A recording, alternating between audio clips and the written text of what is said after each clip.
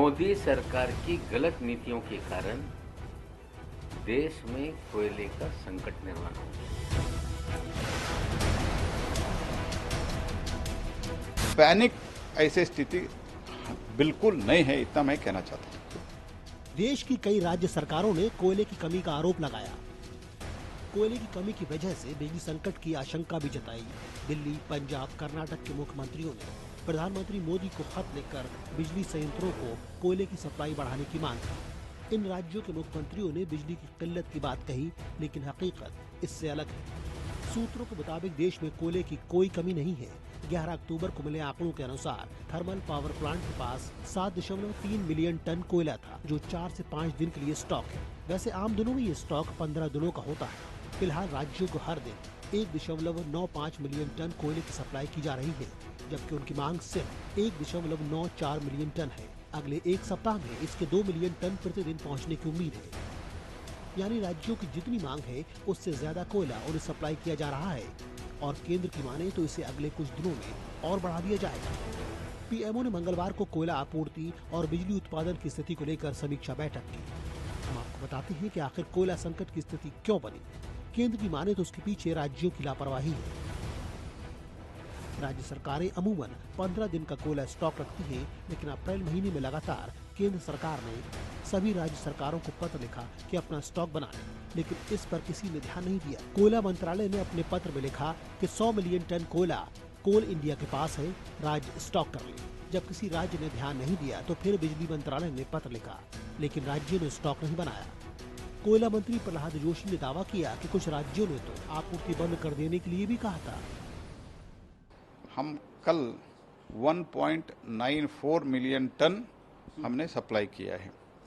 ये इतिहास में this is the ever highest supply of the domestic कोल।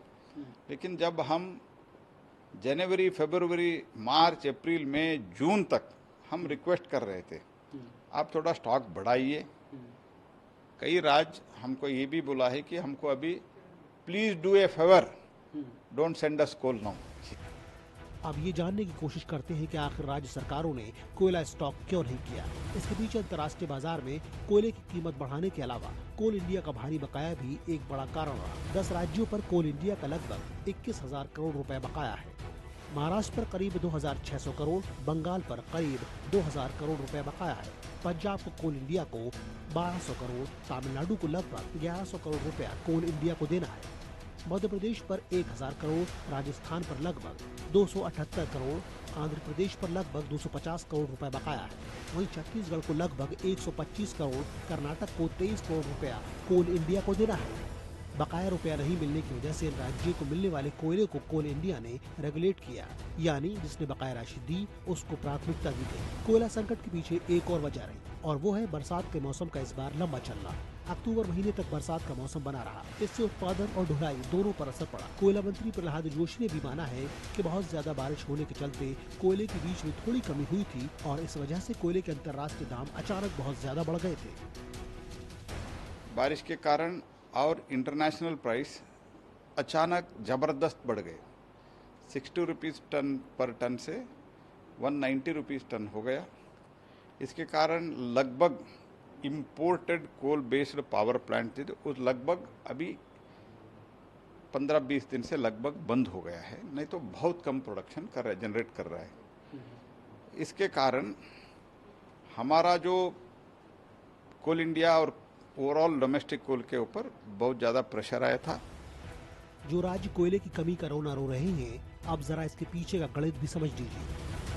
सूत्रों के मुताबिक राज्य सरकारों ने कोयले का स्टॉक इसलिए नहीं बनाया क्योंकि उनको अंतर्राष्ट्रीय बाजारों से कोयला $60 प्रति मैट्रिक टन मिल रहा था। इस वजह से राज्य सरकारों ने न तो कोल इंडिया से कोयला लिया और न ही हर राज्य को आवंटित कोयला खदान से उत्पादन बढ़ाया। पिछले कुछ दिनों में आयातित कोयला 3 गुना महंगा हो गया, यानी इसकी कीमत $60 से बढ़कर $193 प्रति मीट्रिक टन हो गई।